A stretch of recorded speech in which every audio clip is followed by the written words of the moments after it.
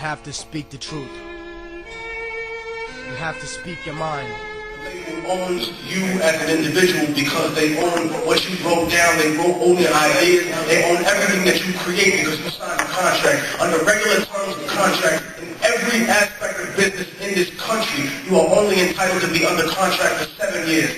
And there's only one art form where you cannot, and that's the music art form. There you can extend the contract up to 20 years. Unless we take economic control, and I mean economic control as in realizing that making music and dancing and singing is not the way and the only aspect of making money in hip-hop. You make more money behind the scenes. You make more money with publishing. You make more money with producing. Because everybody always says to us, look what you black and brown people have gotten from hip-hop. Oh, look, and I always turn the finger and I say, well, wait a minute, look what you got from hip-hop. Look what mainstream Americans got from hip-hop.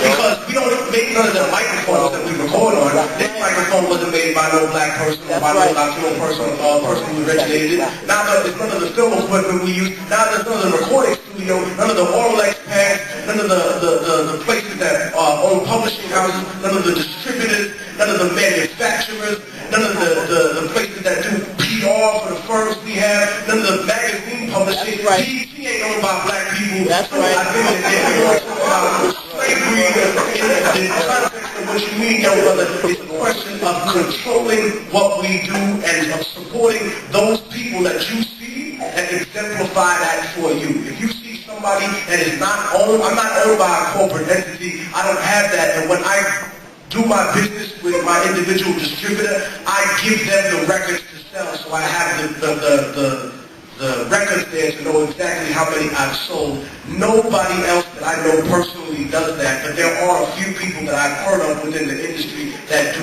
that. Now, the very simple point that I'll bring down, and then I'll let it go, is that the average record label charges $1.50 per CD that it presses up and bills the artist for.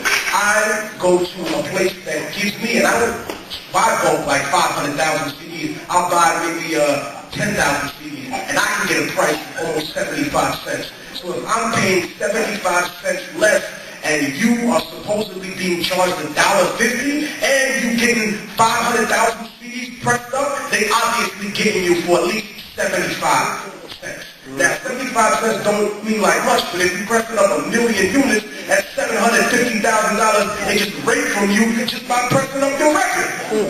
Right. Basic facts, basic economics. We need to take it back to simple math. And that's how we need to conquer them. Not by having schools where we teach children how to sing or where we teach children science and math, because that is our liberation. We brought that to the world, and therefore we must seek our freedom in that as well. Every time I speak my mind, I'm lyrically critical. The pinnacle of being revolutionarily pivotal. Beyond anything ever studied that's metaphysical. Man, fuck a minority. I'm not politically minimal, but obviously terminologies that are statistical are manufactured to be unequivocally subliminal, transmitted by monopolized media visuals. So I riddle hypocritically pitiful criminals.